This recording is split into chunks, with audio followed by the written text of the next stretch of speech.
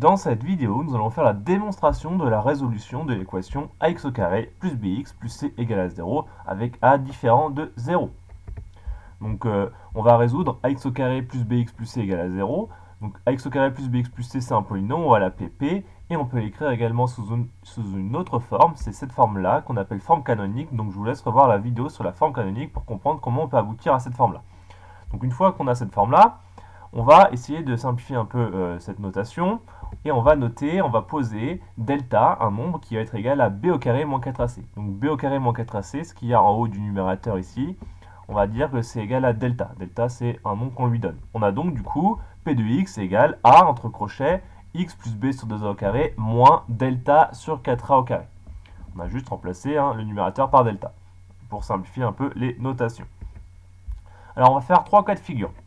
On va déjà supposer que delta est strictement supérieur à 0. Premier cas de figure. Delta est strictement inférieur à 0. Donc qu'est-ce qui se passe si delta est strictement inférieur à 0?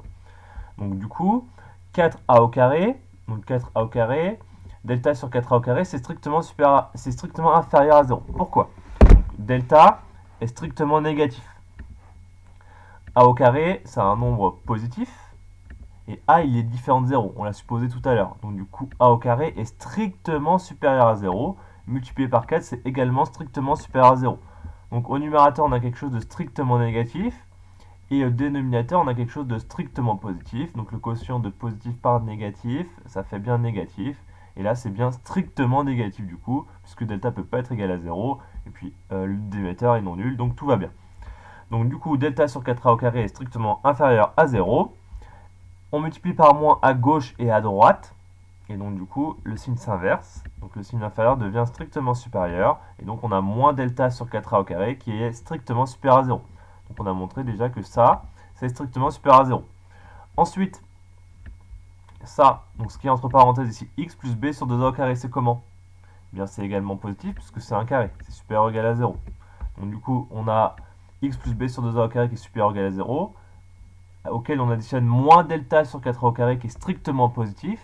Donc du coup, le tout est bien strictement positif comme somme de deux expressions positives dont une est strictement positive. Donc du coup, on a ce qui est entre crochets qui est strictement positif. Alors je vous rappelle, l'objectif, nous, c'est de calculer, de résoudre l'équation x au carré plus bx plus c égale à 0. Et on a vu que x au carré plus bx plus c, c'est également égal à cette expression-là. Donc du coup, on vient de voir qu'entre crochets, c'est strictement supérieur à 0. On sait également que le a, il est différent de 0. Donc du coup, est-ce que c'est possible, est-ce qu'il existe un x pour lequel tout ça fait 0? Sachant que entre crochets, c'est strictement supérieur à 0, et puis a est différent de 0. Alors non, ça ne peut pas être égal à 0, donc du coup, on conclut que l'équation p de x égale à 0 n'a pas de solution. D'accord? Ça ne peut pas être égal à 0, puisqu'on a vu qu'on a démontré que entre crochets, c'est strictement supérieur à 0, donc ça ne peut pas être égal à 0, multiplié par un nombre qui est non nul. Donc tout ça, c'est forcément différent de 0. Donc l'équation p de x égale 0 n'admet pas de solution. Donc ça, c'est dans le cas où delta est strictement inférieur à 0. Alors maintenant, on va faire d'autres cas. Donc qu'est-ce qui se passe si le cas où delta égale à 0? Si delta vaut 0. Donc là, on a toujours la même expression, on a le même polynôme. On a utilisé la notation delta pour simplifier un petit peu. Donc si delta vaut 0, delta ici va s'annuler. Donc on aura une fraction avec un numérateur égal à 0. Donc du coup, ça va faire moins 0 sur quelque chose, ça va faire 0 en fait. Tout ça va se simplifier, va s'annuler, et il va rester que p de x est égal à a, entre parenthèses, x plus b sur 2a au carré. Donc il faut résoudre, nous, p de x égale à 0. Donc il faut chercher une solution pour laquelle, il faut chercher un nombre x pour lequel ça fait 0 tout ça. Donc du coup, l'équation p de x égale donc a entre parenthèses x plus b sur 2a au carré égale 0, elle met une unique solution. Donc comment on fait pour résoudre cette équation-là? Donc on divise par a à gauche et à droite, on peut, puisque a est différent de 0. Donc on divise par a à gauche et à droite, donc du coup il reste juste x plus b sur 2a au carré égale 0 sur a égale 0. Et donc on a un nombre au carré égal à 0, donc si un nombre au carré égale à 0, bah, ce nombre est égal à 0, donc on peut supprimer le carré directement. Donc il reste que x plus b sur 2a égale à 0. Et si x plus b sur 2a égale à 0, bah, ça veut dire que x égale moins b sur 2a en mettant le b sur 2a de l'autre côté. Donc dans le cas où delta vaut 0, ax au carré plus bx plus c égale à 0 admet une solution qui est moins b sur 2a. Et enfin, il reste un cas à faire. On a fait le delta strictement inférieur à 0, delta égal à 0. Donc il reste le cas où delta est strictement supérieur à 0. Donc si delta est strictement supérieur à 0, la racine carrée de delta existe. La racine carrée d'un nombre positif, ça existe. Par contre, dans le cas où delta était strictement négatif, comme tout à l'heure, on ne pouvait pas faire la racine carrée d'un nombre négatif. Donc tout à l'heure, ça ne marchait pas. Donc là, ça marche bien. On peut faire la racine carrée de delta puisque delta est strictement supérieur à 0, donc pas de problème. Donc racine carrée de delta existe. Et donc, on peut utiliser la propriété suivante, c'est que delta, c'est égal à la racine carrée de delta, le tout au carré. Puisque la racine carrée suivie d'un carré, ça s'annule. C'est des fonctions qui sont réciproques. Donc racine carrée suivie de carré, ça s'annule. Donc delta égale racine carrée de delta au carré. Et donc, on aboutit à la chose suivante, c'est que delta sur 4a au carré, on peut dire que c'est le carré de quelque chose, c'est le carré de racine de delta sur 2a. Effectivement, hein, si je mets au carré cette fraction, le numérateur je le mets au carré, donc racine de delta au carré, ça fait bien delta. Et 2a au carré, donc je mets le 2 au carré, ça fait 4, je mets le a au carré, ça fait bien a au carré. Donc on a bien égalité ici, donc pourquoi faire ça? Puisque du coup, delta sur 4a au carré, l'expression que j'ai ici, je vais pouvoir la remplacer par l'expression que je viens de trouver, donc racine de delta sur 2a au carré. Donc je le fais, donc je vais juste remplacer delta sur 4a au carré par l'expression qu'on vient de calculer.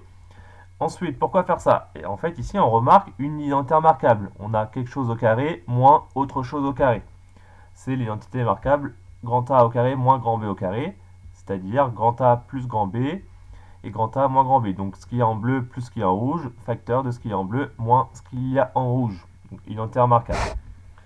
Ensuite, on voit qu'on a deux fractions qu'on peut additionner, puisque là, pas de problème, elles sont au même dénominateur, donc ça fait B plus racine de delta sur 2A. Et même chose sur la deuxième, c'est une soustraction, mais ça marche de la même façon. B moins racine de delta sur 2A, donc on a juste additionné et soustrait les deux fractions dans les deux parenthèses. Donc on aboutit à une expression comme ça.